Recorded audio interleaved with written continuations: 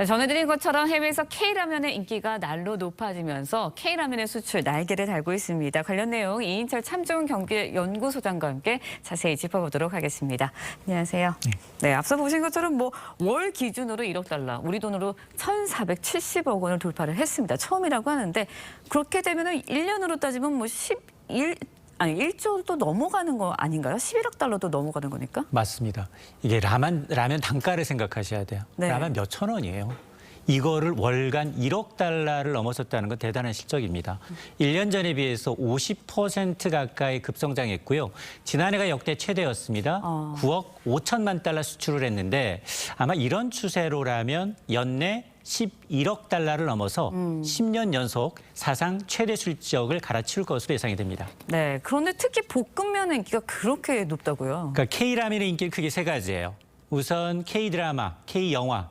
한 몫을 했다. 네. 한국 라면에 대한 인지도를 확 드높였고요. 그렇죠. 두 번째가 전 세계가 다 고물가 상황이에요.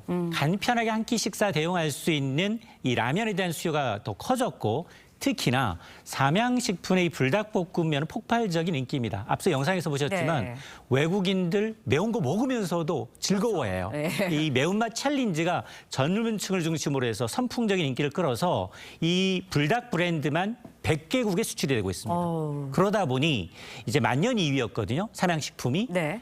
주식시장에서는 대장주 농심을 제치고 1위를 꿰찼습니다. 네, 그런데 국내 소비자들 입장에서는 라면값은 맨날 오르는데 우리한테 돌아오는 혜택은 좀 없는 거 아닌가 이런 볼멘 소리도 좀 나오고 있거든요. 맞습니다. 면플레이션이란 말이 있어요. 그렇죠. 밀가루 가격 올랐어요. 튀김류 가격 올랐어요. 그러다 보니 면, 재료, 외식 물가가 다 올랐습니다. 그러니까 소비자들이 가장 불만인 게 장바구니 물가에 가장 영향을 많이 미치는 게 뭐냐라는 답변 1위가 바로 면류였습니다. 그렇죠. 이러다 보니까 이제 가공식품에 대한 소비자들의 인지도, 만족도는 4년 내 최저를 기록하고 있는 상황인데요. 업계도 할 말은 있습니다. 무슨 얘기냐. 우리 국내 시장에서 마진 별로 없다라는 거예요. 왜냐? 네. 해외 시장의 경우는 국내보다 마케팅 비용, 판매 관리 비용이 적다 보니까 마진이 국내보다는 해외에서 더 먹고 특히나 이제 고환율로 인해서 해외 수익성이 더 늘어나고 있다. 해외 수출 비중이 더 높습니다. 네, 그래도 좋은 소식이니까 국내 소비자들에도 좀 혜택이 돌아오는 그런 소식이 또 들렸으면 하는 바람도 있습니다. 계속해서 다음 소식도 짚어보도록 하겠습니다. 대전의 명물 빵집 있죠. 대전역 가면은 이거 사오시는 분들 많은데 성심당의 매장 임대료를 둘러싼 논쟁 뜨겁다고 해요. 어떤 일이 일어나는 거예요? 그렇습니다. 대전역의 명물 성심당. 네. 지난달까지 월 수수료액 이제 1억 원을 냈어요. 월 수수료액. 그렇습니다. 월세죠, 월세. 월세죠. 월세 1억 원 가량을 냈는데 근데 이게 지난달에 5년 만기 임대가 계약이 종료됐습니다. 여기 건물주는 코레일 유통입니다. 새로운 계약갱신 조건으로 월 수수료액 4억 4천만 원 받아야 되겠다라고 제시를 하니까 3배 넘게 월세를 올린다고라는 겁니다. 물론 코레일 유통도 이유는 있습니다. 성심당이 월평균 매출액이 한 26억 원 선이어서 내부 규정에 따라서 월평균 매출액 대비 최소 수수료율 17%를 적용했다라는 건데요. 근데 너무 높으니까 가격이 경매가 수차례 그렇죠. 유찰이 돼서 지금 수수료율은 3억 5,300만 원까지 내렸는데 네. 아니 이 정도 월세 내면 차라리 인근에다 건물 사서 매장 그렇죠. 차리는 게 낫지 않느냐라고 해서 실제로 성심당도 대전역점에서 가게를 옮기는 방안까지 심각하게 고려를 하고 있는 것으로 알려지고 있습니다. 네, 진짜 월세가 억대라면 그런 생각 할 수밖에 없을 것 같은데 일단 코레일 유통 측에서는 무리한 수수료 인상 지적에 대해서 사실 아니다라는 입장을 냈습니다.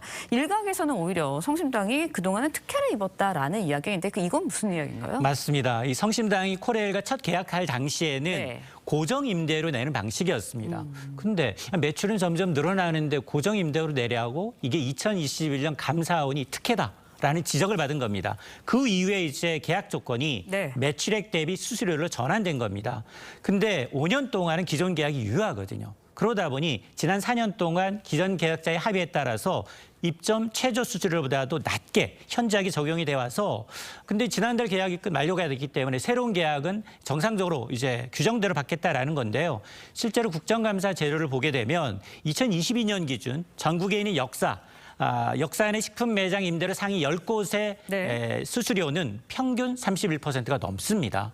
그리고 대전역점에 입점한 업체들도 평균 17%를 내고 있기 때문에 지금 성심당의 월 평균 이 수수료는 매출액 대비 한 4%에 못 미쳐서 그렇다면 다른 업체 한 6분의 1도 미치지 못하는 특혜 시비는 끊이지 않고 있는 상황입니다. 네, 좀 더 지켜봐야 할 것 같고요. 다음 소식도 짚어보도록 하겠습니다. 정부가 이제 KC 미인증 제품의 해외 직구 금지 방침 사실상 철회를 했습니다. 이거 굉장히 논란이 많았었잖아요. 어떤 맞습니다. 배경이 있었던 건가요? 이게 지금 해외 직구에 익숙한 MZ세대의 강한 반발 때문인데요. 네. 해외 직구 규모 지난해 한 6조 8천억 원 상당으로 급증을 했거든요.